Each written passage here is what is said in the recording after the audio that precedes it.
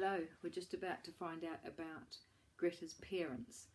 This is chapter 24, and Greta's parents were guzzled by Yuck, so this is a very sad story for Greta to tell, Hercufleas. Chapter 24. They lived in a cottage where the town met the wouldn't. Coming home from school in the evening, Greta could always hear the whack, whack, whack of Mama's axe on the stump, like their home had its own heartbeat.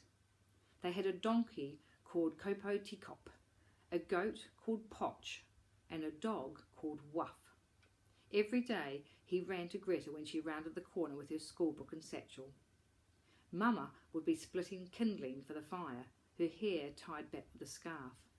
That used to be one of my jobs when I was a girl, cutting kindling. Kindling are the thin sticks you need to start the fire. You can't start a fire if you just put a whole log on it. So if you cut a log into thin little pieces of kindling and you put the paper on it, that's how you start your fire, with thin wood. Papa would be inside by the stove making pies with plumpkin and cheese curdled from Potch's milk. Greta's job was to make the tea. The delicacy of Tumba is nettle tea, which other towns cannot drink because of its bitterness. But Tumba is the town of tears, and folk there add a teaspoon of tears of laughter to the pot and stir, turning the tea sweet. While Papa cooked and Mama chopped, they told Greta silly stories.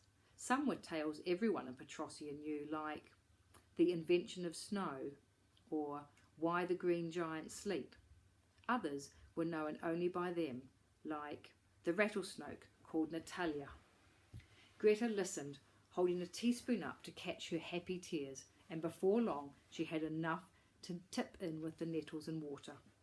Like everyone, they argued and bickered and infuriated each other from time to time. That is the thing about families. Like snowflakes, they are each entirely different, and yet all exactly the same. And though they are innumerable upon the earth, the loss of each one is a sorrow. After tea one night, Mama helped Greta tie a tinderfly to a sugar stick, and they all took Wuff out on a walk. The air was a cold blue, thick with the smoky smell of town. The cinderwick men stood on stilts, filling the street lamps with caramel and tinderflies. One flew free before he could shut the lid. Wuff and Greta chased the buzzing spark all the way to the river, over Two Tears Bridge, right to the edge of the wouldn't.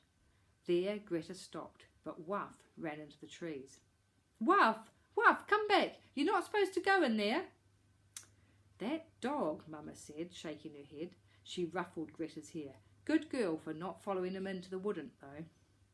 She stomped off to fetch him while Papa took Greta's hand and led her a few steps in to show her it was safe. "See that everpine there?" he pointed. "Only cut their branches, never the trunk. Evers are gentle trees. They've been here since the green giants planted the first forests on the waste and turned Petrosia into a garden." "Wuff!" Mama called. "Here, boy! Time to go!" Greta's eyes went wide. "Just like in the story?" Papa nodded. "Just like in Why the Green Giants Sleep. It's a true story, that. The oldest, truest story in all of Petrosia." "Wuff! Wuff! Come on!" "And that nasty thing there," said Papa, reaching forward, "that's a needleless shrub. Pull it out like this before it grows too big and starts shooting its needles at the poor birds." "Wuff!" "Papa," Greta asked, "where's Wuff gone?" Papa looked up and peered into the woods. Then he looked up at Mama and his expression changed. All the warmth went out of it. "What is it, Papa? Has Wuff got lost?" He didn't answer. Suddenly his axe was in his hand. "Black bear," Greta heard him whisper. "No," Mama whispered back. "Bigger." "You haven't got your axe. We should run." "Too late. It's already seen us." Greta didn't know what they were scared of, but Papa, who'd carved Mama's name into a rattlesnake, was trembling. That terrified her. "Go home, Greta," Mum said. She folded her arms stubbornly. "I want Wuff." "We'll find him," said Papa. His voice was soft, like whenever Greta scraped her knee and he pretended it was nothing. Go home and make a nice pot of nettle tea, and we'll be back in a bit to drink it. With Wuff. Wuff! Greta called into the woodland. Mama whirled around, eyes blazing, and shoved Greta away. Do what your father says. Run! And Greta ran across the river, up the street, beneath the moonless sky, past Coppertop and Potch, back into the cottage. She sat weeping into the pot of nettle tea like Papa had told her, her frightened tears turning it sour as vinegar. It didn't matter. Her parents never came back to drink it. There was a search. The Cossacks gave their huskies the scent of Mama's scarf, but the dogs just stayed at the edge of the woodland, barking at the trail of broken trees that led away from the town. That's when the hunters found the footprints in the soft mud by the river. Footprints a dozen people could lay down inside of. That was the first guzzling. Oh, poor Greta. A month later, when the moon was new and the night was darkest, the giant returned to Tumba and ripped the roofs from a whole street of houses. Mayor Clare called a meeting. All the Tumba folk came. The Cossacks wanted to take up arms and go and hunt the monster.